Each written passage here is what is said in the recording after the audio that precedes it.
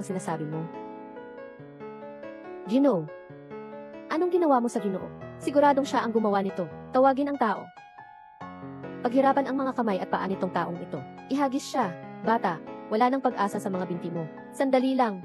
Lahat kayo, lumabas na. Ayos lang ako. Miss, ikaw.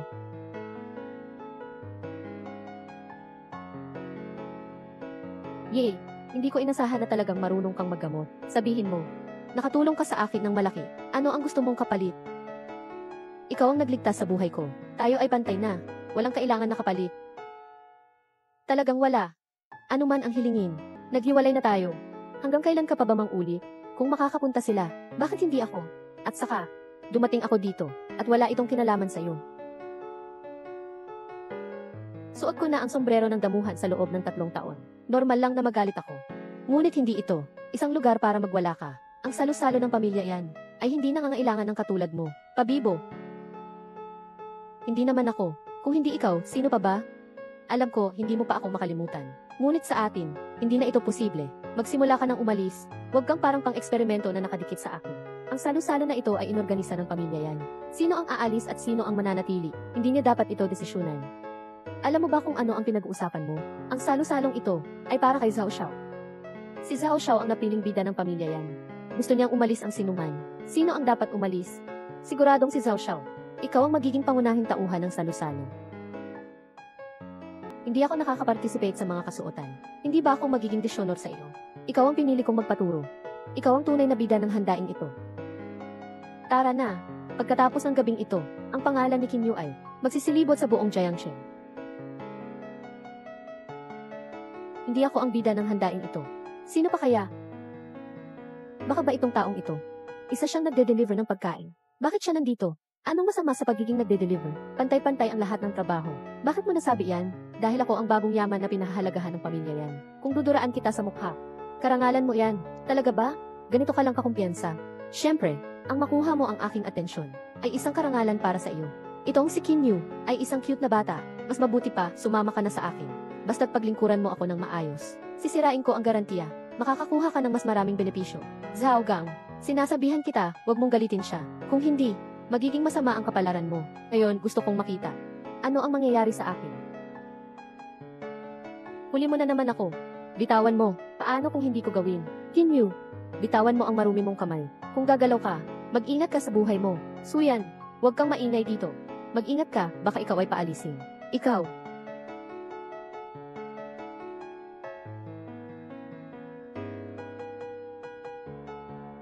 Ayos ka lang ba? Qin Yu, nabaliw ka na ba? Security, security. Ihampas niyo ang taong ito palabas. Hinila ako. Huwag ninyong isipin na maaaring magpatuloy ang inyong seminar dito sa Jiangxing. Ang tanging makakabuhat ng Yanjia ay ako, si Zhao Gang. Tahimik lahat. Narito si Yan Yi, Yan Ruoxu, upang magsalita. Yan Yi, Yan, nasaan ka? Manggag.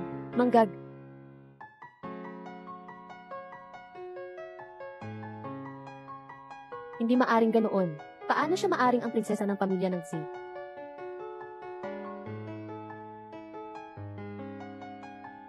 Nakatira na ako sa lungsod ng Jiangxing ng ilang panahon na. Sa panahon na ito ay nakilala ko din ang maraming tao. Sa palagay ko, mayroong ilan, nakikita na marunong. Talaga naman, ang mga tao na hindi alam ang layo ng langit at lupa. Pagkatapos ng maraming pagsasaisip, napakita na sa akin kung sino ang magiging punong tagapagawa. At siya ay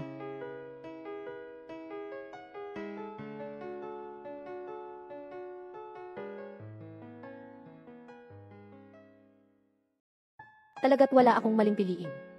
Mula ngayon pa, ang pamilya Zhao ay ang pinakamahalaga sa lungsod ng Jiangxing. At ako'y ang ginyo ng pamilya Zhao. Siya ay Qin Yu. Ganito, ano nangyari? Bakit si Yan Ruoxu ay nagpili ng batang ito? Dagat, sinabi ko na, mga payaso. Hindi ako. Ikaw. Sinasadya nila lahat ito. Ang ilaw at ang sinabi kanina ay para lang sa akin. Nakaistorya nga ako noon, bilang isang walang pangalan. Ngunit mula ngayon, haharapin ko ang tuktok ng mundo. At hindi ko kayang mapahiwalay. Sa pag-asang ipinag-ibayo sa akin ng pamilya kong Yang, naniniwala ako sa iyo. Yan, huwag kang padaya sa batang ito, na ito, Tawagin ang tao. Ihagis siya. Palabas. Kinyu. Akala mo ba ay sapat na ang kumapit sa mayamang babae? Hindi iyon sapat. Darating ang araw na malalaman ni Yan Ruoksu na ikaw ay isang cute na nakikinabang lang. Magtatapos ka rin sa labas. Ibigay mga pambansang antas na doktor. Hindi talaga magkakaroon ng pagkakamali. Kayo ba ay may nararamdamang sakit sa dibdib kamakailan? Sa tingin ko, mas mabuting ipasuri niyo ulit ang inyong puso. Nakikita ko. Hindi na ito kailangan. 5 Ginoo, mas mabuti pang makinig ka kay Kinyu. Magaling siya sa medisina. Nagmamadali ang mga kabataan na umangat. Naiintindihan ko iyon. Ngunit kung pilitin ang pagpapakita, baka magdulot ito ng kabaliktaran. Makaupo sa pangunahing bisita. Siguradong malapit ang relasyon nito kay Yan. Mas mabuting huwag munang pumutok ang alitan. Ginoo, baka nagkamali ako ng pagtingin. Huwag po kayong magalit. Talagang isang, ang cute na takot sa malalakas. Kapag nakatagpo ng tunay na malaking tao, agad itong sumusuko. Seoksu. Sa tingin ko, dapat maingat na piliin ang mga tao sa paligid. Huwag isipin na okay ang lahat. Alam ko ang mga detalye tungkol kay Kinyu. Talaga namang alam ko. Ginoo, kung hindi ka naniniwala, hindi mo na kailangang sabihin yan. Ang magtanong kay Ginoo sa ganitong tono, para kang naghahanap ng kamatayan. Ginoo, si Kinyu ang tao na napansin ko. Hindi siya masamang tao, at tiyak na hindi siya nagsasalita ng walang kapararakan. Ginoong Yan, ilang araw mo pa lang siyang kilala. Huwag kang magpaloko sa kanya. Bukod sa pagde-deliver, nasa bahay lang siya naglalaba at nagluluto. Hindi siya magaling sa gamot. At hindi mahaba ang oras. Nakilala ko si Kinyu. Ngunit sa loob ng 3 araw, nakilala ko siyang isang matatag na at kaya. Saka ka, huwag matakot magpaalis kung ayaw mong magtanong. Ako, si Yan Ruoksu ay talagang pinapangalagaan si Kinyu. Ang doktor ay walang dapat ikahiya. Sinabi ko na ang resulta ng pagsusuri. Kung naniniwala kayo o hindi, ay sa inyo na iyon. Seoksu, sa pagkakataong ito, marahil ay nagkamali ka.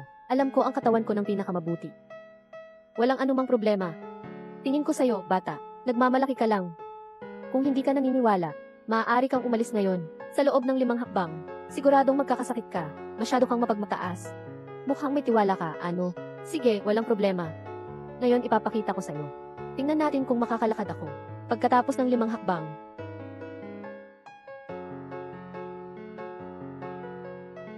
Ikatlong hakbang, magpanggap.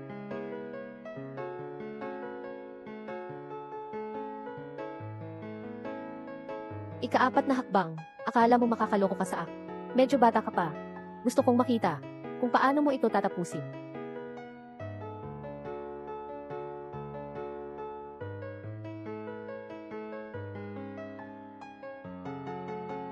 Ika-5 hakbang.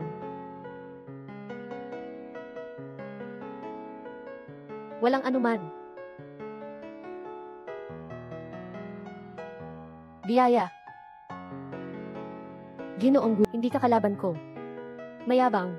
Ang batang ito, nakakapag-angat nga. Anong antas ka sa mga manlalaban? Ang hina naman ng lakas mo. Sapat na. Hindi ka niya kalaban. Kaya pala ang yabang-yabang mo. May kaya ka rin pala. Ngunit sayang, ang sobrang tapang ay madaling masira. Huwag kang magpapadala sa kapahamakan. Huwag mo na akong alalahanin. Isipin mo na lang ang sarili mo. Pagkatapos ng 10 minuto, kahit si Jesus ay hindi na makakapagligtas sa iyo. Sabi ko, Kinyu, dali na at pumunta rito para gamutin si Master Wu. Tumanggi ako. Kinyu. Ngayon na, agad. Pumunta ka rito at gamutin mo ako. Kung hindi, hindi kita patatawarin. Ganun ba? Dahil kay Ruoksu lang ako nagpapaubaya. Tinawag lang kita na ika-5 Ginoo. Tungkol sa paggamot. Binawalan na kita. Ikaw ang ayaw makinig. Hindi mo masisisi ang iba. Alam mo ba kung sino ang ika-5 Ginoo? Naglakas loob ka pang kausapin siya ng ganyan. Ang kanyang katayuan at posisyon. Wala akong kinalaman dyan. Kung noong una pa, nag-usap kayong maayos, hindi ko kayo pababayaan. Pero ngayon, ang inyong ugali. Ayaw ko ng pagsilbihan. Seoksu. Wooch, hindi nga ikaw ngayon ay isang taong humihingi ng tulong para gumaling. Kinyu, ikaw, ay nakasakit sa akin. At kahit si Yan Ruoksu ay hindi ka kayang protektahan, bibigyan kita ng huling pagkakataon. Tumanggi ako. Kinyu, dapat may natitira pang pag-asa. Huwag mong ipipilit ang sarili mo sa bingit ng kapahamakan. Kapag kumilos ka, agad mong tinutukoy ang buhay at kamatayan ng isang tao. Talagang malupit ka pala. Ikaw.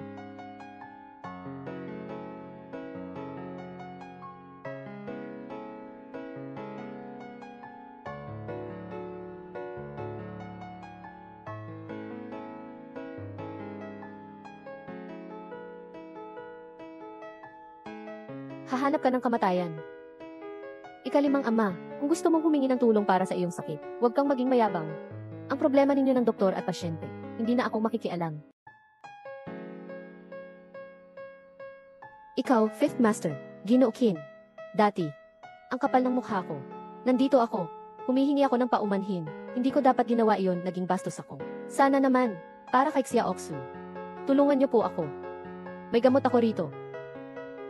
Gagaling ka agad.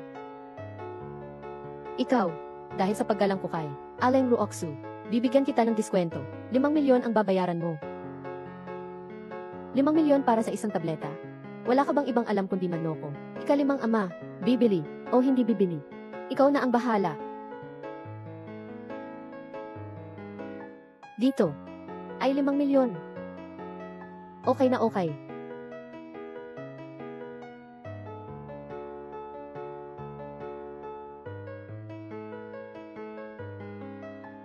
Aba, gumagaling na nga. Tunay ngang napakahusay ng kasanayan ni Ginoong Qin sa paggagamot. Kanina, ako po ay bastos. Paalam. Ngayon tingnan natin kung sino ang walang silbi. Ngayon tingnan natin kung sino ang cute. Magaling kang magpagaling ng sakit, ano? Ang yabang mo naman, isa ka lang na, walang silbi. Manahimik ka nga, ikaw na anghel na to. Ako. Kinyu, dati, kasalanan ko ito. Humihingi ako ng tawad sa iyo. Ibabalik ko na ngayon si Suyan sa iyo. Hindi mo na kailangang humingi ng tawad sa akin. Isang maliit na karakter ka lang naman. Hindi kita pinapansin.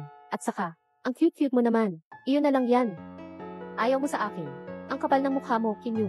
Binibigyan kita ngayon ng pagkakataon na bumalik sa akin at magpakumbaba ka sa akin. Dapat kang bumalik, naiintindihan mo ba? Sino ka ba sa tingin mo? Ikaw mismo ang pumili ng maling lalaki. Anong karapatan mong murahin si Kinyu? Ikaw na dakilang kayamanan. Kung mang-iinsulto ka pa kay binibining yan, huwag mong sisihin ang aking pagiging bastos sa iyo. Inaaway mo na ako ngayon? Hindi ako magkakamali sa pagpili sa kanya. Ikaw ay isang maliit na mahal. Si Zhaogang ang tunay na pambihirang tao. Sabi mo, sasamahan mo ako. Tungo sa tagumpay, sabi mo, tara na. Bitawan mo ako. Bitawan mo. Yan. Dati-rati, mali ako. Bulag ako at mali ang aking pagtingin sa iyo. Patawarin mo na po ako. Sariling kasalanan, hindi maiiwasan ang parusa. Sa Chuzu Jiangxing, wala ng pamilyang Zhao. Kasal. Huwag. Kahit na ang pamilya niyan, ay hindi pwedeng mang-api ng ganito. Kayong dalawa, maghintay kayo sa akin. Mag-ingat po kayo, Senorita. Swerte. Senorita, ikaw naman ay isang dalagang yan. Bakit ka magluluto para sa taong tulad ni Kinyu? Gusto ko lang. Tikman mo ang niluto ko para sa iyo.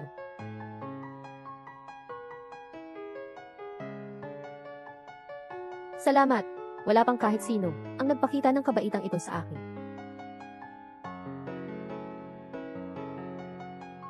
Wow, ang pangit ng lasa. Kumusta naman? Unang beses ko lang itong nagawa. Posible na hindi masarap ang lasa. Sa susunod, hindi ko na talaga hahayaang makapasok si Ines yan. Kahit isang hakbang sa kusina. Masarap naman ah. Totoo.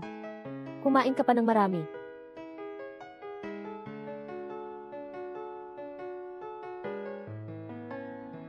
Huwag kang magmadali. May itatanong lang sana ako sa iyo. Yung si Fifth Master, ano ba talaga ang pinagmulan niya? 30 taon na ang nakakaraan. Bigla na lang sumulpot si Fifth Master, at di nagtagal. Ang kanyang impluensya ay kapantay na ng kapangyarihan ng pamilya natin, at naging pinuno ng distrito ng Chuzhou. Ngunit, hinala namin na sa likod ni Fifth Master ay mayroong mas malaking kapangyarihan na nakatago. Kaya sa Jiang City, ang angkan naman si Chuzu, may 3 malalakas na puwersa. Ang isa ay ang ating pamilya, ang pamilyang yan. At isa pa ay si Limang Ginoo. Nakilala mo na siya. At ang huli ay ang pamilyang Shen. Dati, narinig mo na, ang nangunguna sa industriya ng gamot sa Chuzu. May pagkakataon kang makakilala. Noon, ang iyong ama at ang aking lolo ay nagkasundo sa ating pagpapakasal. Mula noon, ikaw ay naging ang aking mapapangasawa, ako si Yan Ruoxu. Pagkatapos, araw-araw ay nabubuhay sa nasa gitna na tayo ng unos. Magsusumikap ako. Magiging karapat-dapat ako sa iyo. Kung ganoon, tandaan mo, huwag mo akong paghintayin ng matagal. Kumain na tayo.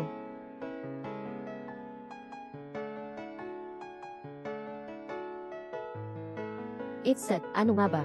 Bigla kong naalala, ang utos na nagbayad sa amin. Bata, tumahimik ka dyan at huwag kang gagalaw. Dudurugin ko ang lahat ng buto mo. Baka sakaling, maawa pa ako sa'yo. Ganun ba? Kasalanan mo iyan dahil binangga mo. Ang hindi mo dapat binabangga. Kuya, huwag na kayong makipagtalo pa sa kanya. Sugurin na natin, at takihin na natin. Kung gayon, hindi ko na kayo mapapatawad. Bayani. Huwag mo akong patayin. Huwag mo akong patayin. Tigre, kanina lang. Ang tapang-tapang mo ah. Naku, huwag na huwag. Sa harapan ng isang bayani, paano ko nga naman tatawaging tigre? Isang pusa lang ako. Kaya, tawagin mo na lang akong, ay.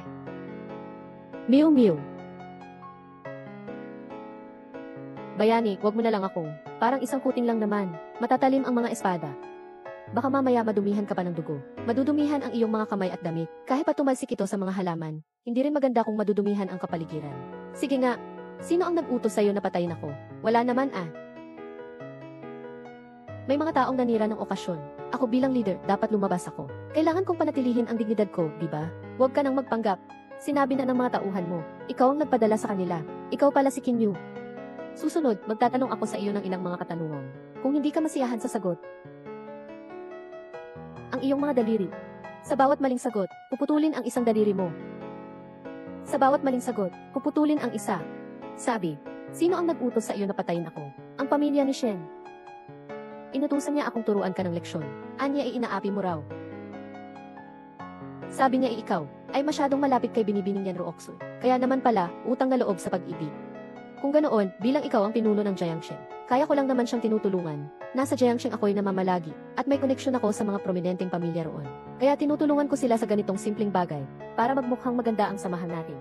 Baka sakaling magkaroon pa tayo ng pakikipagtulungan sa hinaharap. Ang galing mo namang makipag-ugnayan sa mga tao. Naku, dapat lang po iyon. Dapat lang, bumangon ka na. Dahil kaya kang pinadala ni Shenxian para kalabanin ako. At nakapagtayo ka pa ng ganito kalaking kumpanya. Ibig sabihin ay may kakayahan ka sa Jiangsheng. Kaya naman, tulungan mo ako sa isang bagay. Kung magawa mo ito ng maayos, malaki ang iyong pakinabang. Hindi ka mabibigo. Ano po ang inyong utos?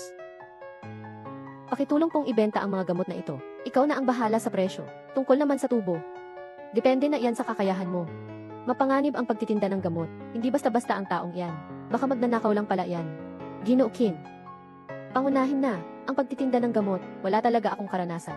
Huwag mong isipin, hindi ko alam ang iniisip mo. Tinatamad akong ipaliwanag sa iyo. Kailangan mo lang sumang-ayon. Natatanggap ka, ng pera. Tumanggi ka, wala kang buhay. Gusto kong matuto. Para sa inyo, gagawin ko ang lahat. Handa akong magbuwis ng buhay. Kahit ano pa yan. Hindi naman sa takot ako sa kamatayan. Nakita ko lang kasi kay Ginoong Qin na ikaw ay isang dakila, kaya gusto kong makipagtulungan ng buong puso. Tama na ang biro. Ito ay tinatawag na yang Yuandan. May kakaibang pakinabang ito sa katawan. 20 piraso pa lamang ang meron niya yon. Nasa akin na lahat ito. Hindi. Paano ninyo balak ipagbili ito? Sa tulong ng impluensya at koneksyon ni Leihu sa ilalim ng lupa, madaling buksan ang merkado. Bibilihin ko sa iyo ang bawat isa sa halagang 500,000 piso. Ikaw na ang magtakda ng presyo. Gaano karami ang kaya mong maipagbili? Depende yan sa kakayahan mo. Hindi. Ang bagay na ito ay ibebenta sa halagang 500,000 piso. Mas mabuti pang patay na lang inyo ako. Ang buhay kong ito, na walang halaga, ay hindi man lang umaabot sa 500,000 piso. Ito ay maaaring umabot sa 500,000 piso. Ang halaga. Tiyak na may halaga. Ginoo Qin, kayo po ay isang huwatoo sa kasalukuyang panahon. Isang bianke na nabubuhay pa. Ang inyong ginawang gamot, 500,000 piso kada isa. Nakuha ko na ito ng mura. I-transfer ko na sa iyo ang pera. 10 milyon na ang dumating. Tandaan mong dagdagan ang presyo kapag ibinenta mo sa iba. Huwag kang malugi. Maganda. 10 milyon. Sa pagkakataong ito, kaya ko nang bumili ng mga halamang gamot para sa pagsulong sa yugto ng pagbuo ng pundasyon. Ang kupad na bagay na ito ay may karagdagang presyo pa, kung hindi lang kita kayang talunin. Sisiguraduhin kong matatapos ko ang gawain. Kuya Tigre, alam ninyo naman na hindi naman ganoon kamahal ang gamot na iyan. Hindi naman umaabot sa 500,000 piso. Bakit ninyo pa siya sinang-ayunan? Wala kayong alam. Kung hindi man mahalaga ang gamot, mahalaga naman ang buhay, hindi ba? Ang gamot na yon ay dahilan lang. Ang gusto niya lang naman ay humingi ng pera sa akin. Ang batang iyon, dahil sa galing niya sa pakikipaglaban, at sa suporta ng pamilyang yan sa likuran niya, akala niya ay isang malaking tao na siya. Kuya Hugh, dahil hindi naman gumana ang mga gamot na ito, itapon na lang natin. Ingatan mo iyan. Maghanap tayo ng lokohin at ipagbili natin. Paano ko nakuha ang perang hinihingi ni Kinyu? Ganoon ko rin kukunin sa iba. Anong tulong ang maibibigay mo? May kakaiba. Binata Shen.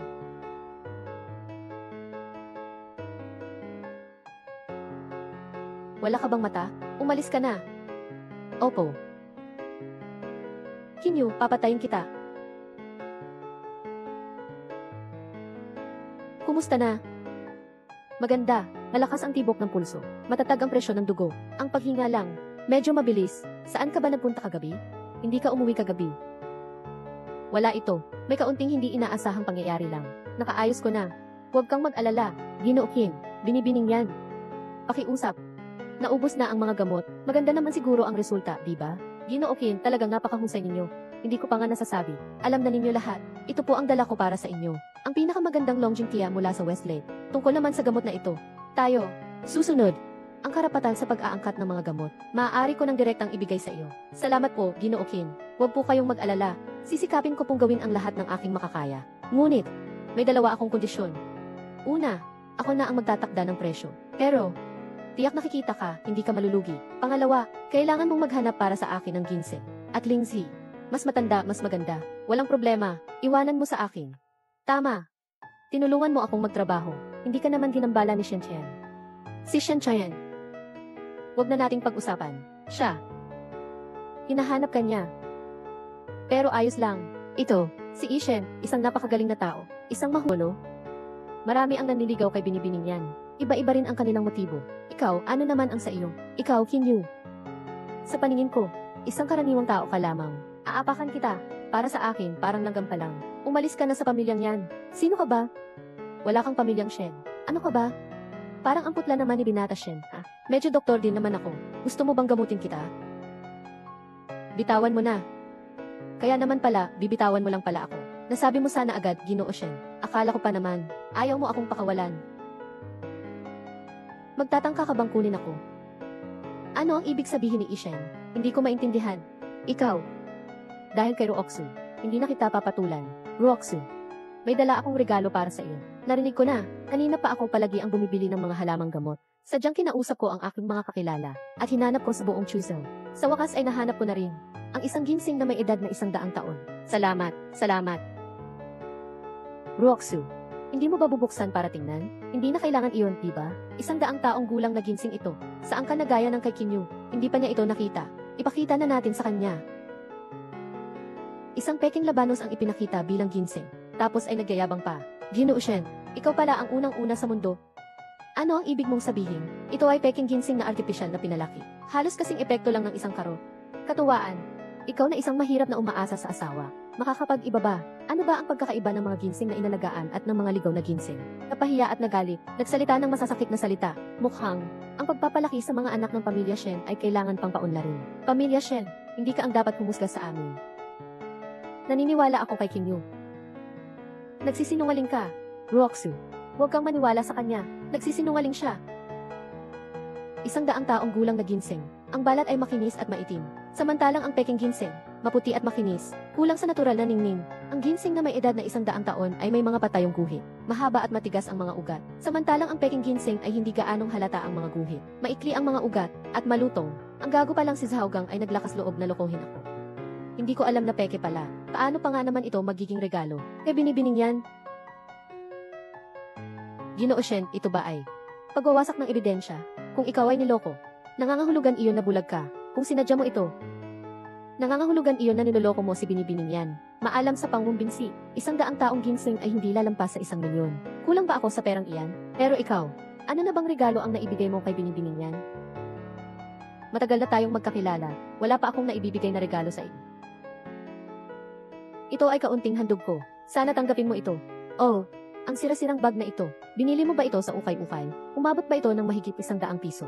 Ito, malamang sa isang tindahan na 10 piso lang ang mga bilihin ko ito binili. Iki, yan. Ito ay isang gamot pampaganda. Nakaka-moisturize at pampaganda ito. Pinapadagdag ang daloy ng dugo at nagpapakinang. Hindi naman ito gaano kamahal. Pero, totoo naman at maayos ang kalidad nito. Ang bait naman ni Ginoong Kim. Kahit ganito ay kaya pa niyang ibigay. Nilalait mo ba si Ines yan? Hindi ah. Gusto ko nga siya. Ang gamot ni Ines yan ay may kaunting lason. Isa lang siyang walang pinag-aralan na doktor. Huwag mo yung kakainin. Alaynan. Ang sarap naman. Diretso mong kinain ang gamot na ginawa niya. Sabi ko na nga ba, naniniwala ako sa kanya. Ang tao kasi, dapat ay praktikal. Sabi mo hindi ako profesional. Pero ako ang nagligtas kay Binibining yan. Niligtas ko rin ang buhay ni Fifth Master. Mas maaasahan pa ako kaysa sa ibang mga taong nagpapanggap gamit ang peking ginseng. Mas marami pang nagawa. Wala kang kapangyarihan. Bakit ka nakatayo sa harap ni Ruoksu? Ang gusto mong sabihin ay ang bagay na angkop sa inyong dalawa, tama ba? Siyempre, parang ang palaka ay may balak kumain ng swan. Shen Chayan, Binibining yan. Hindi siya karapat-dapat sa iyo. Wala kang pakialam sa mga problema ko. May gagawin pa ako. Maupo muna kayo. Trabaho, trabaho. Ngayon, kontento ka na ba? Binibini, ang ganitong pakikitungo mo kay Shen Chen, hindi ba't napakamalupit? Akala mo ba si Shen Chen ay totoong nagmamahal sa akin? Sa antas na kanyang narating, ang pagmamahal, hindi lang iisa, kundi ang buong angkan, lalo na si Kim Yu. Mabuti naman, dahil nga't paborito ninyo si Kim Yu. Bakit ninyo pa siya pinapagalitan?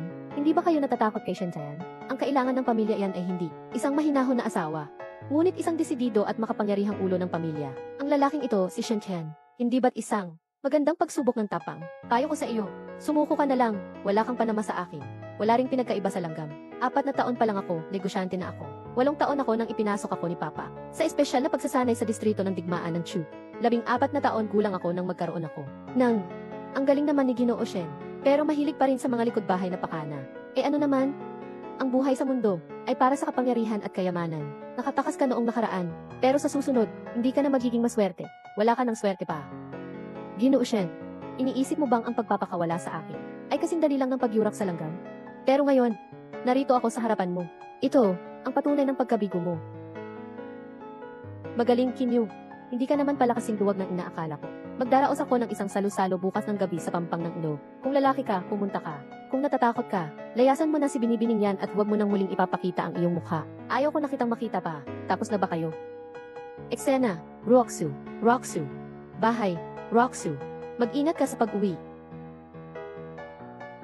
Gitna, gitna, puso, puso. Sasamahan kita bukas ng gabi. Ako na lang, kung pati sa ganyang bagay, ay aasa ka pa sa akin. Wala na nga akong karapatan na makasama ka. Swerte. Binibini, kayo'y mayroong kasunduan sa pag-aasawa. Pagdating ng oras, itong si Kim Yu, ang mapahiya ay hindi mahalaga. Ang kinakatakutan ko ay baka makaapekto ito sa atin. Sa reputasyon ng ating pamilyang yan, naniniwala ako na hindi siya ang mapapahiya. Oy, oy, oy. Aba, naglakas loob ka pa talagang pumunta. Bakit naman ako matatakot? May isang bagay lang akong gustong malaman. Narinig ko kasing niloloko ka na ng asawa mo sa loob ng 3 taon. Hindi mo pa pala alam? Totoo ba iyon? Ano? Ayaw mong aminin? Hindi siya nagsasalita. Ikaw na ang magsabi. Totoo ba na sinuotan mo siya ng sombrero ng stepe sa loob ng 3 taon? Kim Yu, dahil sa iyo ako napunta sa ganitong kalagayan. Hindi kita hahayaang maging maayos ang buhay. Sa totoo lang, ako at si Kim Yu, mula ng gabing ikasal kami. Suot na niya ang sombrerong pangpastol. Medyo mausisa pa rin ako. Sa loob ng maraming taon, hindi niya ba napansin? Ang posisyon niya sa bahay, mas mababa pa sa isang alagang aso. Pinilit ko siyang tumayo, hindi man lang siya makapag-upo. At ano naman kung matuklasan? Maglalakas loob ba siyang tumutol? Ngayon tingnan mo, isa lang siyang tao. Marunong lang umiling-iling at sumunod na parang tuta.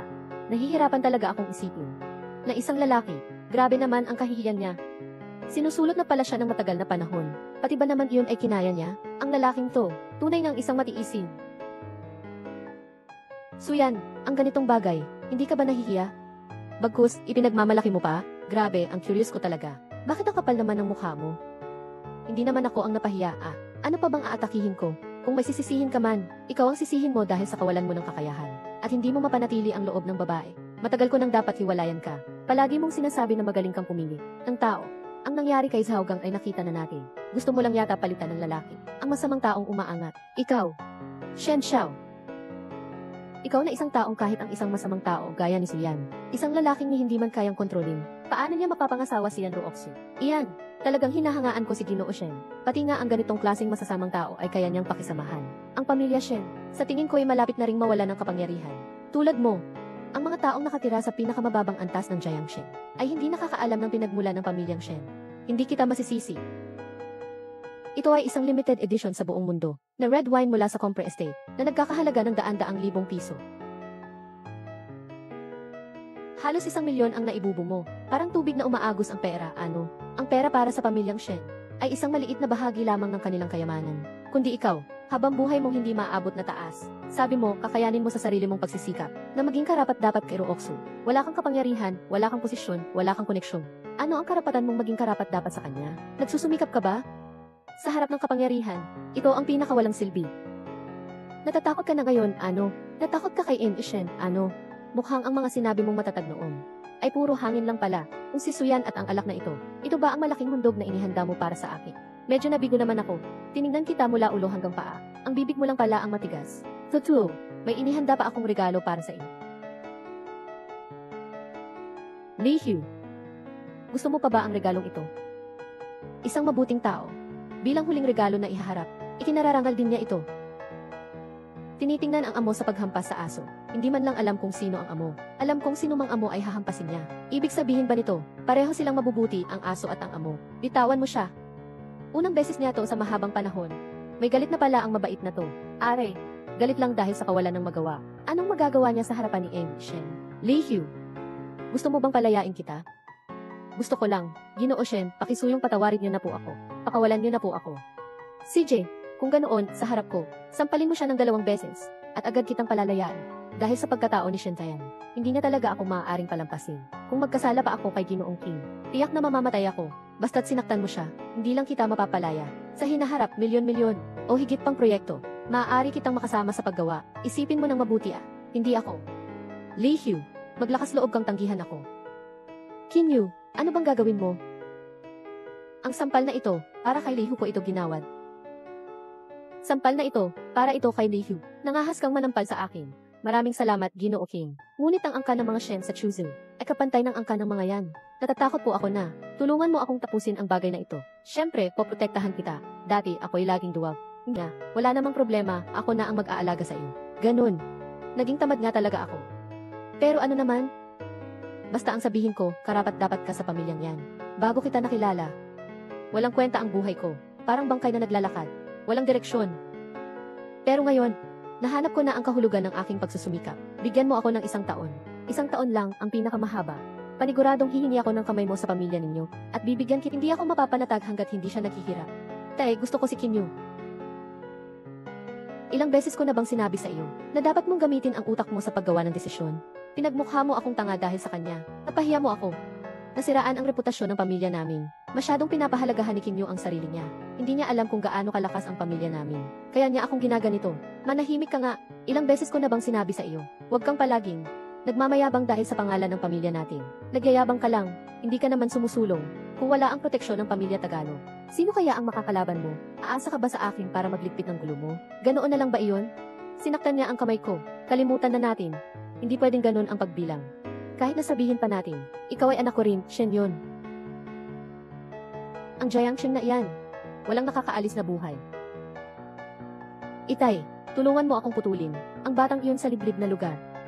Pero, ngayon ang pamilya yan ay mayroong isang master ng antas na host na nagbabantay.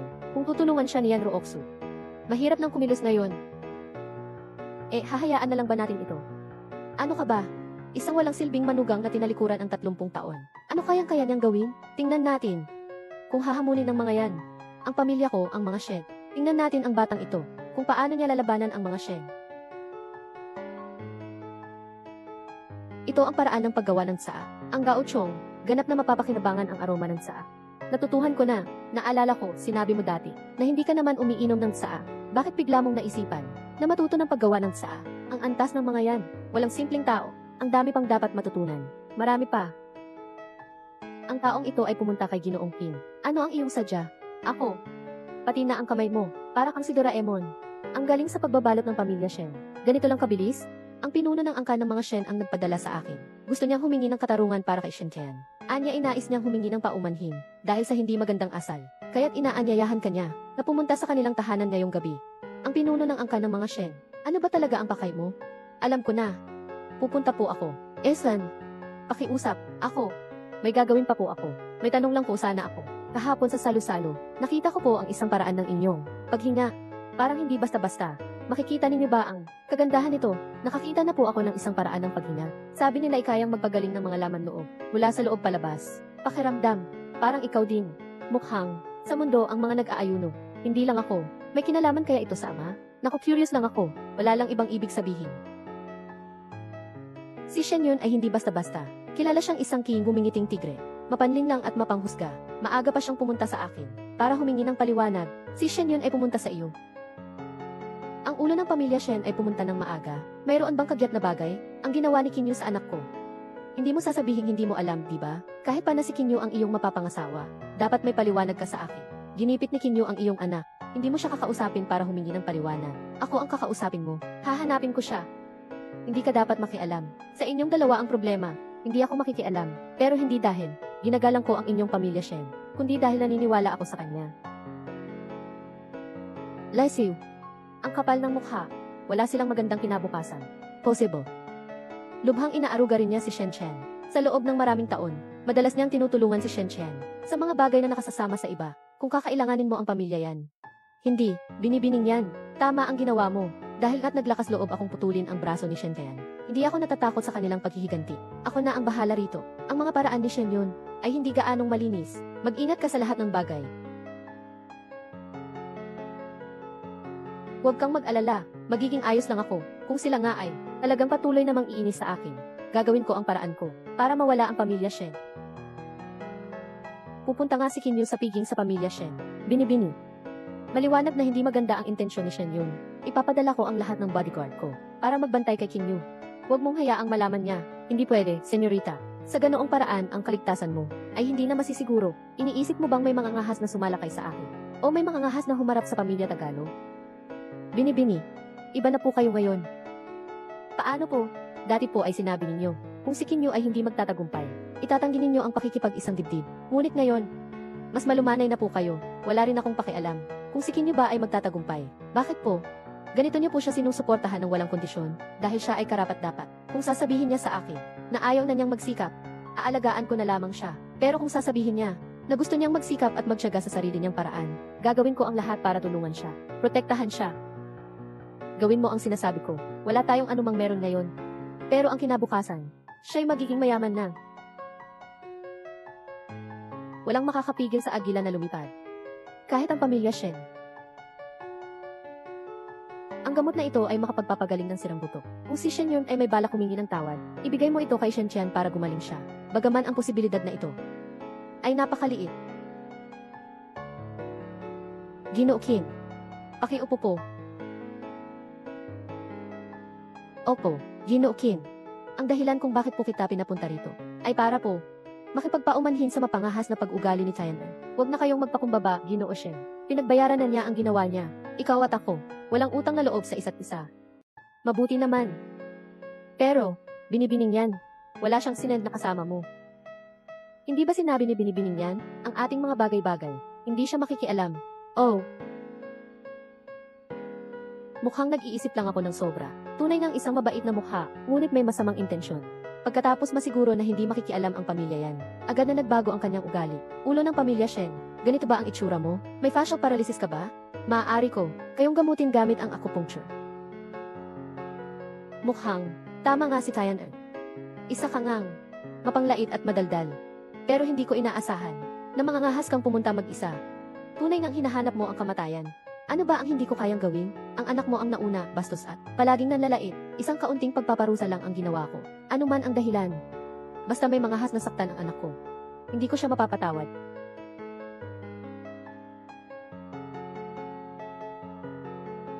Walang silbi kang bagay. Inatasan kitang protektahan ang anak ko. Tapos napuruhan pa ang braso niya. Anong silbi mo sa akin? Tawagin ninyo. Puruhan ninyo ang lahat ng buto niya. Basagin ninyo. Itapon ninyo. Teka. Ako ang nakasakit sa inyong anak. Ano ang kinalaman niya? Hindi niya napangalagaan ang aking anak. May kasalanan siya at dapat parusahan. Hindi mo naman tinuruan ng mabuti ang iyong anak. Hindi ba? Dapat din naman parusahan. Sino ka ba? Maglakas loob ka pang turuan ako. Ang ating mga utang na loob, hindi pa tapos bayaran. Natatakot ka ba sa iyong kahihinatnan? Na hindi sapat ang kahihiyan? Kaya pala ganoon kahambog si Shen Chen. Tunay ngang ang anak ay kamukha ng ama. Kung ganoon, puputulin ko ang isa niyang kamay. Mabuti pa nga iyon sa kanya. Kung patayin ko siya agad, baka magbago pa ang isip ng pamilya niyan, at magiging problema pa iyon sa huli. Ngunit hindi ito dapat basta-basta palampasin. Malaki ang angkan at kayamanan ng pamilya ko. Hindi kita pakikialaman, isang hamak na tao lamang. Bibigyan kita ng pagkakataon. Putulin mo ang iyong dalawang binti, at maituturing ng tapos na ang lahat. CJ, ayaw mong uminom ng toast, iinom ka ng parusa. Simula ngayon, Lalangis ang mga taong malapit sa iyo. Ito ang kapalit ng iyong pagiging mayabang. Sa harapan ko, matagal na akong ulila. Wala na akong mga taong malapit sa akin. Ano pa ang kaya mong gawin? Sige, subukan mo. Kung ang isang pamilyang Shen lang ay magpapatalo na sa akin, wala na akong mukhang maihaharap kay Binibining yan. Sa tingin mo ba, makakaalis ka ba rito ng buo? Ngayong araw na ito, wala man lang isang Grandmaster ng panloob na lakas. Ikaw pa rin. Huwag mo nang hayaang mahirapan ang mga tauhan mo. Ang laki ng iyong bunganga. Hindi ito mga karaniwang tauhan. Lahat sila ay mga mandirigmang nagsasanay. At may dalawa pa, na mga Grandmaster ng panlabas na lakas. Sugod!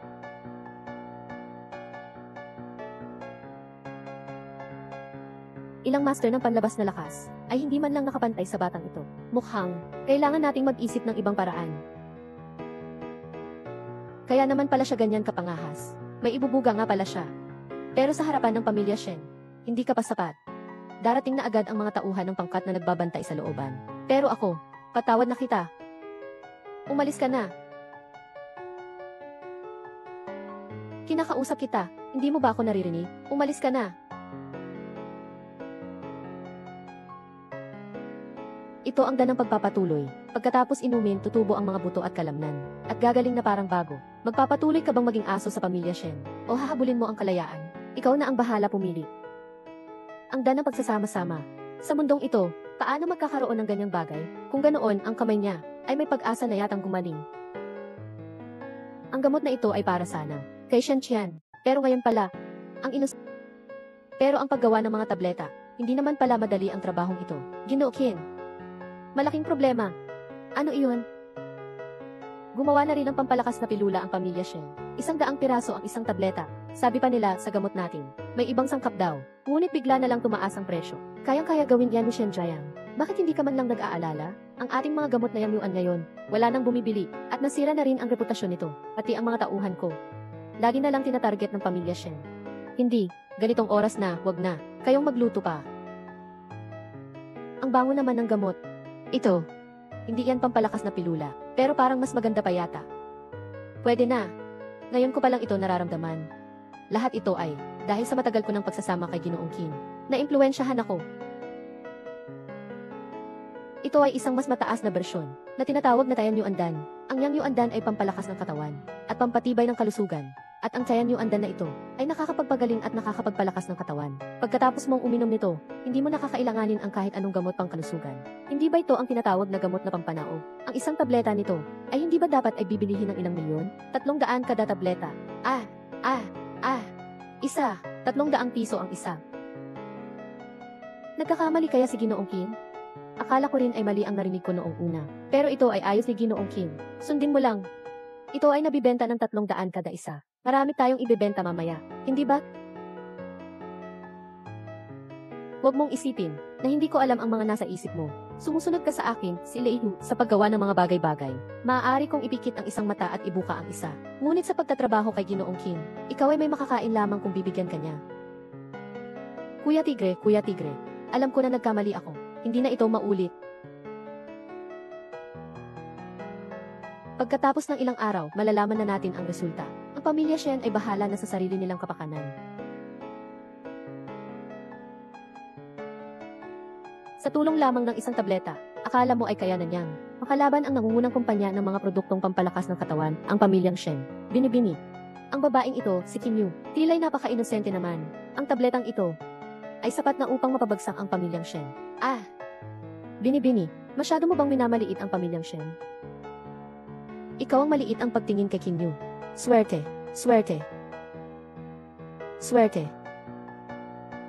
Kasal.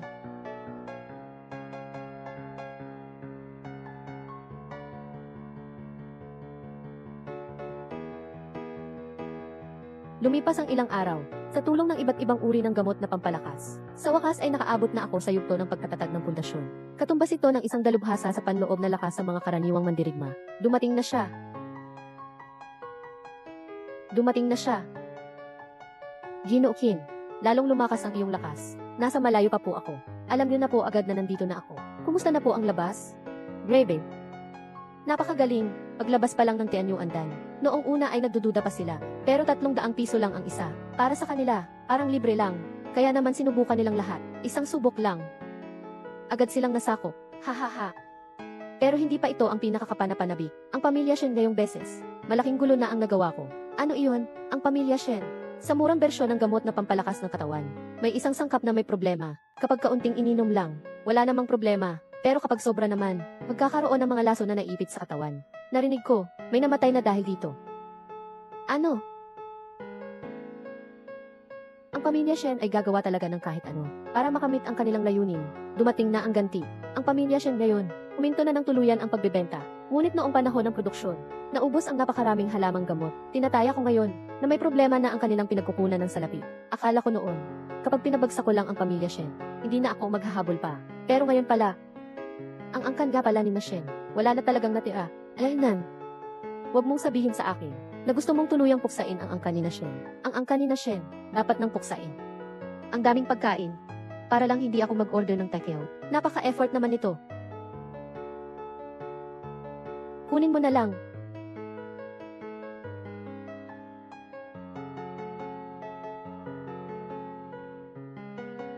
Ito po. Salamat, aray. Walang anuman. Walang anuman. Assistantly, medyo inaiyan ah. Ito, yung, kain na po tayong lahat. Kumain po kayo ng marami. Siyempre nakita mo naman, di ba? Jiang Ru at Li Xiang. Nagkakatitigan sila. Iba ang relasyon ng dalawa. Tiyak na hindi ordinaryo. Nga, simula nang dumating siya sa kumpanya, parang ang dami ng benepisyo para sa mga empleyado. Mukhang mahina at maamo. Naglakas loob palang akitin si Eli. Ginagawa niyang magulo ang opisina. Candy, tingnan natin kung paano ko siya mapapaamo. Mahal, salamat sa masarap mong baon.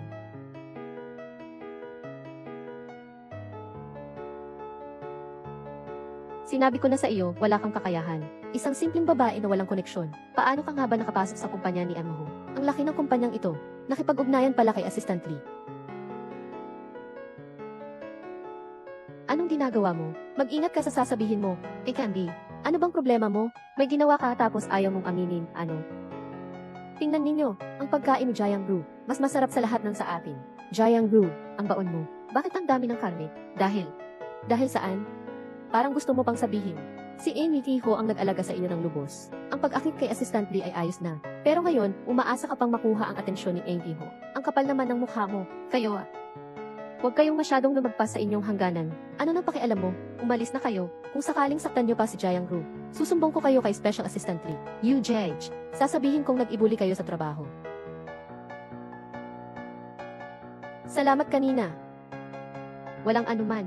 Nang inaapi ka nila noon, natatakot akong maiwanan din nila ako. Kaya pala hindi ka pa rin lumalabas. Pasensya na ah. Okay lang. Hindi mo ba rin naman ako piprotektahan ngayon? Natapos ko na ang sa akin. Sa'yo na ang susunod. Pasensya na. Okay lang. Ang dokumentong ito, balita ko dati inihanda para sa pakikipagtulungan sa kumpanyang Hu. Pero, biglang nagsabi ang manager na hindi na itutuloy. Ang Hu. Narinig ko, ang kumpanyang Hu ang responsable sa proyektong ito. Isang mababang empleyado, parang ang pangalan, ay Jiang Ru o iba pa. Umiiyak siyang nagmakaawa sa amin na bawiin ang desisyon. Ang lalamunan, nakakalungkot naman. Hello, pakipuntahan mo nga ako sa kumpanya ng mga Hu. Jiang Ru, narinig ko na mayroong isang kliyente na talagang nagustuhan ang iyong disenyo. Sa pulong na ito, ikaw pa talaga ang gusto nila na maging kinatawan ng kumpanya sa Haichin. Tutu, mabuti naman. Pag nakuha ko na ang client na ito, si Bichen at ako, hindi na tayo kailangang magtago. Binata, alin dito ang pipirmahan ko? Hindi. Ano po iyon? Sir, simula nang umalis sa pagbiyahe ang madam, parang wala na po kayo sa sarili. Sa palagay ko po, kung namimiss ninyo na siya, tahimik na dadalhin ang regalo, at pupunta sa Haichin para hanapin siya. Ang mga babae kasi, gusto ang mga sorpresa. Ako naman, ang isang makapangyarihang CEO ng Hu Corporation, para sa isang babae. Ay, sasayangin mo ang iyong karera. Hindi ba ito angkop? Hay, binata, hindi natin dapat isipin iyan. May isang matandang kasabihan. Ang lalaking nagmamahal sa kanyang asawa ay magtatagumpay. Ang mga lalaking nagmamahal sa kanilang mga asawa ay para lang siyang magtagumpay ng lubusan. Hindi ba? Sabi ninyo, kung mapapaamo lang natin, ang bunso. Hindi ba tuunlad ang kumpanyang Hu? Tara na, CJ. Hindi ko rin alam kung maayos ba ang pakikisama ng client na ito. Paano kung mabigo tayo? Huwag kang mag-alala, matagal na tayong naghahanda. Tiyak na magtatagumpay tayo.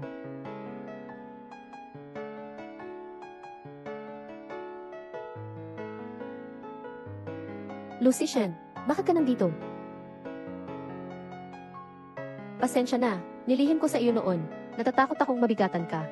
Oh, kaya ikaw pala, ang kliyente natin noon. Ha, ang proyektong ito, kausapin mo na lang ang kasamahan ko. Uy, Xiaoru. Gusto talaga kitang tulungan.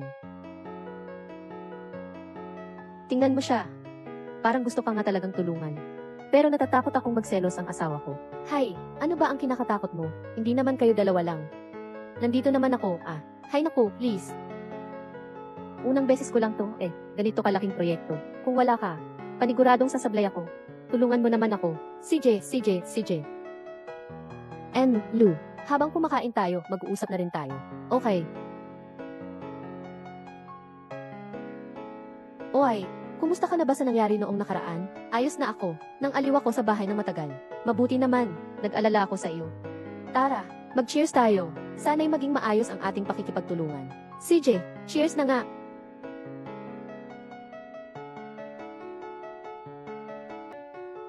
Jiang Ru, tingnan natin kung paano ka pa makapagdadahilan ngayong beses.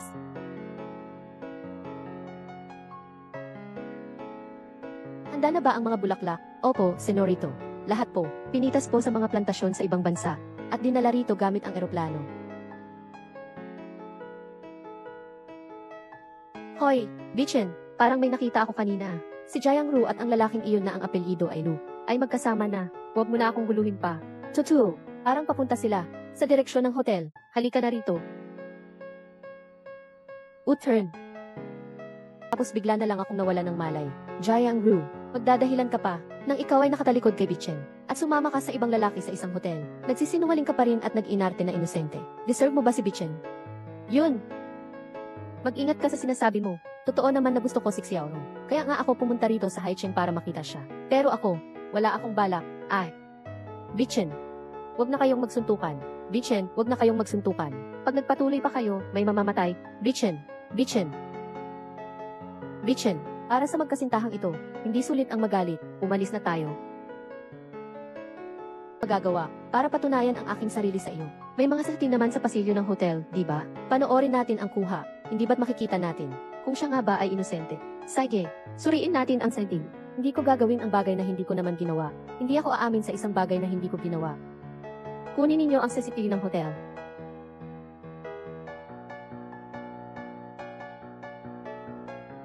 Ano pa ang kaya mong ipaliwanag? Hindi. Hindi ako iyon. Malinaw na malinaw sa CCTV ang lahat. Kayo naman talaga ang dalawa ang pumasok sa silid na iyon. Ano pang idadahilan ninyo? Tiyak na may tao na nakaparehas ng damit ko at sinadyang manira sa akin. Maniwala kayo sa akin. Jiang Ru, hindi ko akalain na ganyan ka pala. Ganito na nga, nagmamatigas ka pa rin. Tama na. Sa tingin ko dapat kong seryosohin ang pag-iisip ng mabuti. Sa ating dalawa, dapat pa ba nating ituloy ito? Bichen. Bakit ayaw mong maniwala sa akin? Kaya ba, ang naramdaman natin nitong mga nakaraang araw ay pawang kasinungalingan? Pasensya na. Totoo pong gusto kitang tulungan. Di ko inaasahang magiging kabaligtaran ang resulta. Xiaoru, matagal na kayong kasal ni Hu Bichen. Pero kahit ang paliwanag mo ay ayaw na niyang pakinggan, sigurado ka bang gusto mo pang makasama ang isang tao? Gaya niya? Pakiusap, huwag mo nang pakialaman ang buhay ko. Kung gusto mo talaga akong tulungan, huwag mo na akong hanapin pa.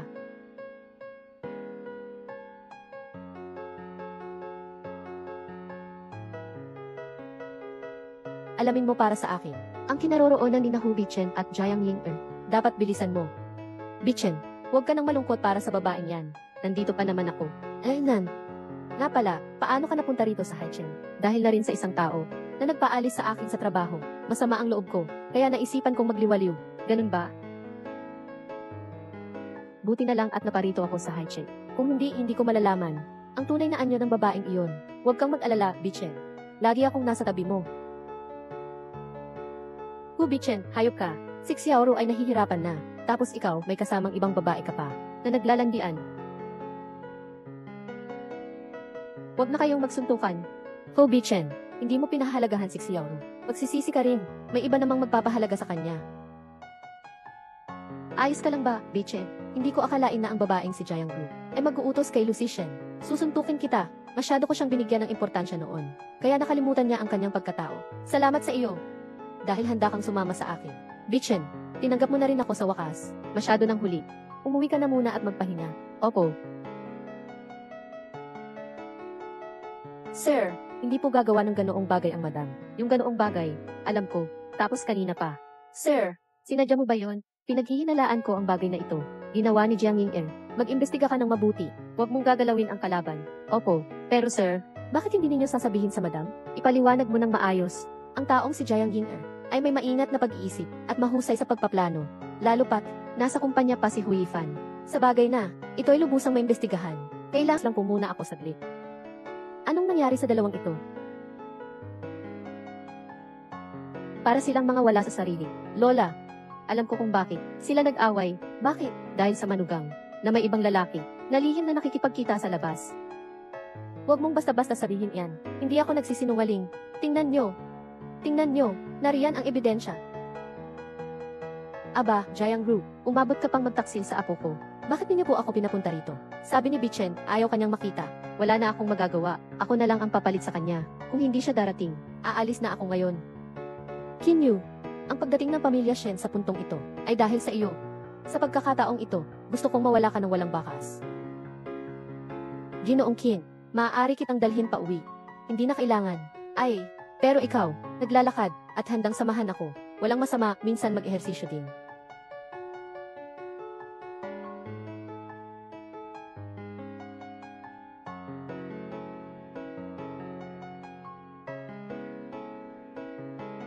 Inborn Grandmaster. May kaawa-awang interes. Sino ka? Sumusubo ka agad ng away. Hong. May nakilala rin ako. Ikaw ba ay anak ng pamilya Zai? Nakikita mo na ang Gung. Ang pangalan niya ay Gunggu. Siya ay isang lumang master. May malaking repukasyon sa Qiangxin. Sabi-sabi, walang pananaw na natalo siya. Gong Xiaojun. Paano ka nakakakuha ng kanyang put? Hindi ko talaga siya kilala. Ginoong Hong. Si Ginoong Qin ay aking kaibigan. Makikita mo ba kung maaari? Wala kang pakialam dito, umalis ka na. Kung hindi, wag mong sisihin ako. Walang mata ang mga kamao. Kakakilala lang natin. Walang dahilan para manganganib para sa akin. Lubos na ikinalulungkot ko ang iyong kabutihan. Kung sakaling magkaroon ng pagkakataon, tiyak na magbabalik kami ng utang na loob sa pamilya Wei. Mukhang, ikaw ang huling barahan ng pamilya Shen. Mukhang alam mo nang mabuti. Sino ba talaga ang kasalanan mo? Siguro ay alam mo na rin kung ano ang susubukan mong harapin. At iyon na lamang, kung may kakayahang ikaw. Hindi alam kung patay ka o buhay.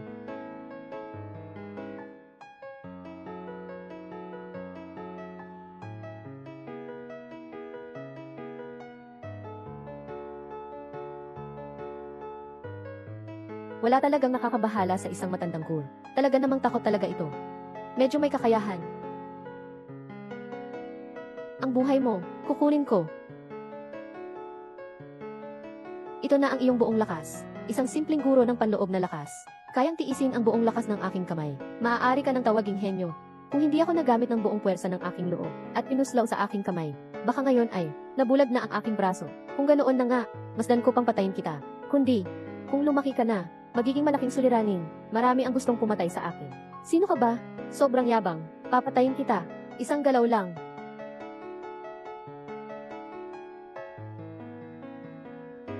Ginoong Qin, tara na. Huwag kayong pumunta. Kailangan mo bang labanan siya?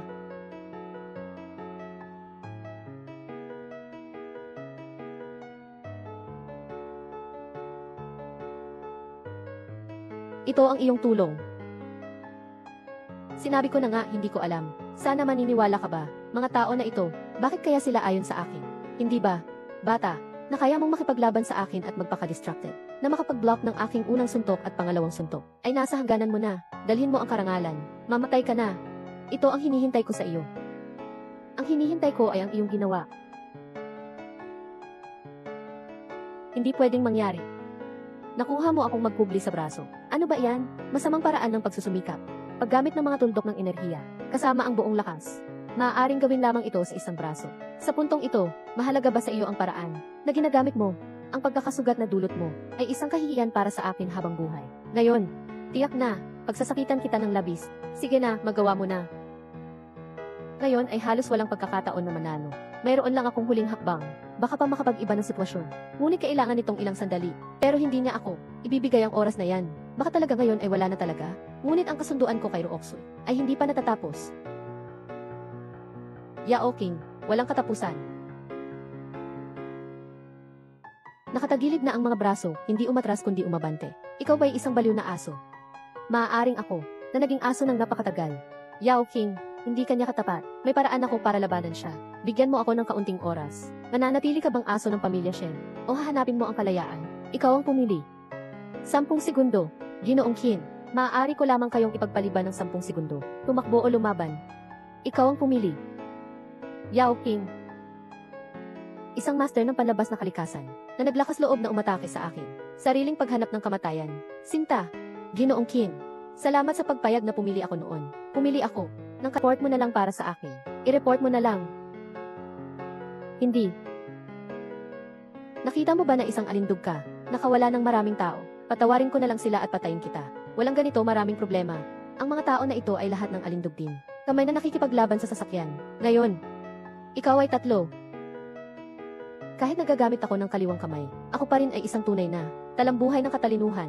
At ikaw, ngayon ay dating na sa huli ng malakas na arko. Sagradong katawan na sining. Sagradong katawan na sining.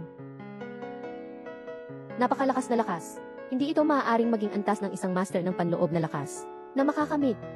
Mahalaga ang antas, pero mas mahalaga ang sining. Ito ay ang banal na katawan na sining.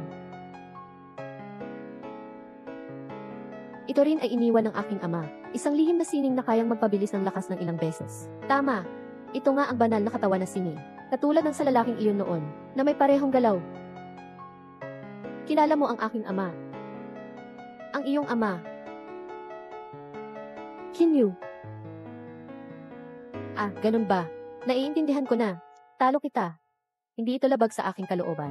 Alam mo ang tungkol sa aking ama.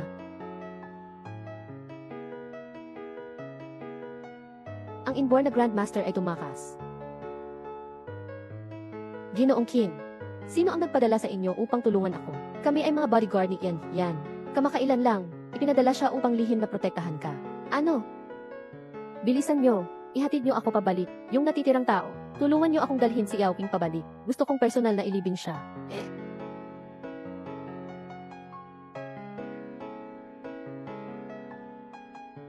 Ito ay... May tao. Kunin mo ang kahon ng gamot. Ginoong Shen. Itong si Kinyu. Huwag nang basta-basta iwasan. Itong si Kinyu. Ginawa kang ganito. Ikaw ay isang likas na dakilang guro. Yung batang iyon, ang arteng panggagamot ay nakakabida. Ang kasanayan at lakas ng katawan ay umuunlad din ng mabilis. Paano pwedeng mangyari iyan? Magkakahiwalay ako ilang araw para magpahinga bago bumalik upang ipahayag ang resulta. Ano ang parusa na ipapataw sa akin ni Gintong Lolo? Ako na lang ang magdadala. Naku, hindi ba't ang pamilya Shen ay may 100 lamang na maaaring tahakon ang humiling ng kapayapaan? Iyan na ang usapin ng pamilya Shen. Puno. May malaking problema. Bakit ka naglakad dito na walang dalang kahit ano? Pumunta ka. Nasaan ang gamot? Masama ang sitwasyon. Kasama ng binata si Zhaogang. At nakidnap si Yan Ruoksu. Ano? Ay naku, itong matalinong tao. Mukhang si Ginoong Shen. Kailangan ng magdasal. Hindi ko dapat siya ipanganak. Hanapin mo. Kahit nahukayin ang Jiangsheng ng 3 talampakan. Kailangan kong mahanap ang dalaga. Narinig mo ba? Ian, yan. Anong nangyari sa kanya? Lahat ito ay dahil sa iyo. Magsalita ka na. Ano bang nangyari sa kanya? Miss, siya ay nakidnap. Matagal na kaming naghahanap. Walang kahit anong bakas. Walang resulta sa buong lungsod. Kung hindi dahil sa miss na ito, na ipinadala ang mga bodyguard. Paano mangyayari ang ganitong aksidente? Ano ang ginagawa mo?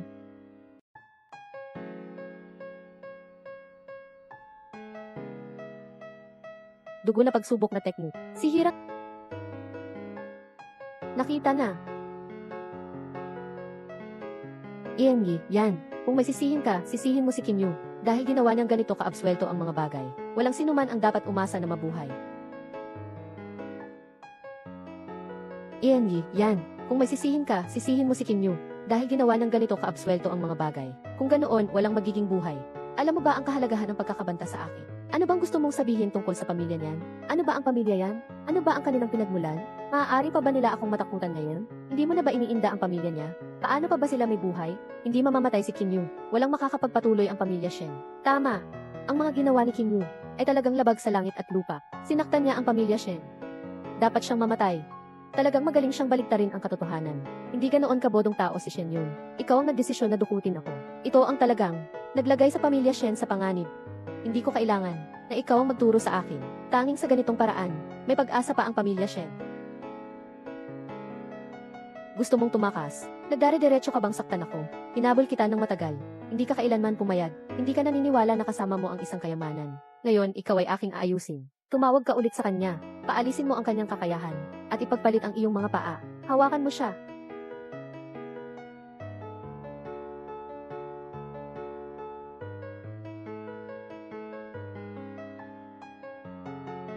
Kinyu.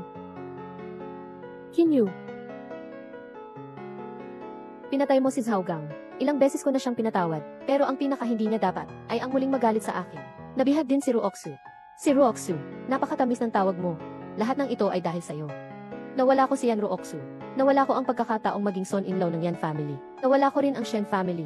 Iyan lahat ay dahil sa inyo. Ngayon, gusto kong buhayin siya. Kailangan mong mamatay. Joe Snow, alinlangan ka ba? Kung hindi ka dumating agad, maya na akong magkakaproblema. Pasensya na, ako ang hindi nakapagprotekta sa'yo. Hindi ko patatawarin ang pamilya Shen. Hindi kita masisisi. Nanalong ka sa sarili mong kakayahan. Laban sa pamilya Shen. Magaling ang ginawa mo. Ruoksu, inalis mo ang mga bodyguard na iyon. Ibalik mo yan para protektahan ka. Wala akong problema sa sarili ko. Kapag wala ako, mas kailangan mo ang kanilang proteksyon. Talagang marami silang sinasabi. Ruoksu, pangako mo sa akin. Kapag wala ako, kailangan din nating pangalagaan ang ating kaligtasan. CJ.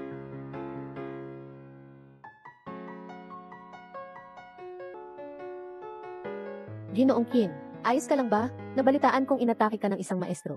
At pagkatapos ay si Ken Yan. Li Hu.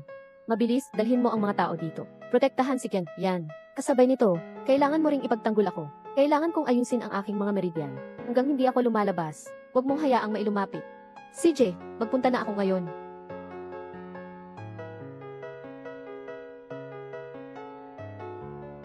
Pinsala ng tabu.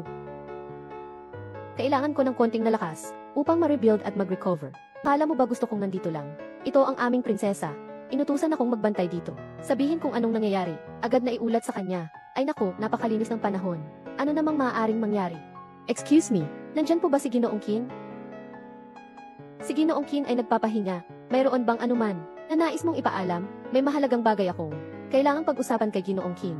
Si Ginoong Qin ay nagpapahinga, hindi tumatanggap ng bisita. Dugo na pagsubaybay. Si Kim Yu ay nakakaranas ng backlash. Ngayon ay muling binubuo ang mga meridian. Tama ba? Naku! Anong uri ng tracking technique ito? Anong backlash? Hindi ko maintindihan. Walang anuman, magmadali ka na. Walang anuman, bilisan mo. Hintayin mong makapagpahinga si Ginoong Qin. Ginoong Qin. Hindi pa matatag ang presensya. Kung ikukumpara sa huli, walang masyadong progreso. Hindi ko inasahan. Ang pagsasalakay ng dugo ay ganito kalala. Sobrang seryoso. Pagkatapos muling bumuo kahit ano pwede. Kabilang ang pamilya Shen, at ang gamot ng pamilya Shen, at ang mga koneksyon. Basta, lahat ng nasa pamilya Shen, maibibigay ko sa'yo, basta't mabigyan mo ako ng isang pagkakataon na mabuhay. Ito ba ang ibig sabihin ng pagsuko ng pamilya Shen? Ginawang ka ba kilala ng aking ama? Hindi lang kilala. Noong mga nakaraan, ako ay isang alipin sa kanyang pamilya. Sa kasamaan, ay isang karaniwang magaling na master ng interno. Sa aming pareho, nasa likuran din pala. Si Ginoong Gu ay naging nasa likuran din pala. Akala ko. Si Ginoong Gu ay palaging nangunguna. Ikaw nga, bata, nasa isip mo pa rin, yung unang pagkikita natin, at pinagtatawanan ako. Nakikita mo ba? Pagkatapos, ang iyong ama ay nagbigay sa akin ng isang pagkakataon upang mapabilis ako lumago at magbago ng buong katawan. Maaari kong sabihin, walang iyong ama. Wesa Hyugda, Tin, Rumusip Chayong. Isang pagkakataon. Para sa ito'y kagulugdan. Hindi mo ba nararamdaman?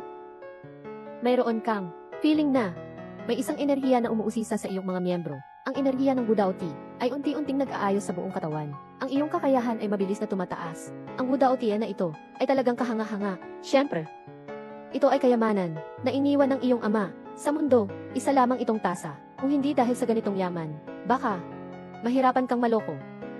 Ano ang ibig mong sabihin?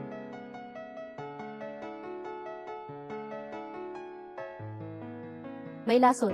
Satsaa. T. Toxic.